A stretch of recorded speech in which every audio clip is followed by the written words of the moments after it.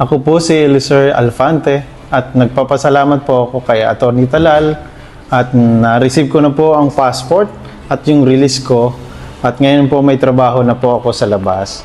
Maraming salamat po, Atty. Talal. Ang issue ko po sa dati kong kumpanya, yung taxi company po kasi, meron pong issue sa discrepancy dun sa paghuhulog ko ng taxi. So kaya ako umalis po sa kanila. At dumulog po ako dito sa office ni Atty. Talal para matulungan at awa naman po ng Diyos, mabilis po natapos yung kaso. Maraming salamat sa Panginoon at sa loob ng isang buwan, nakuha ko na po yung release at ang passport ko. Maraming salamat po sa office ni Sir Atty. Talal.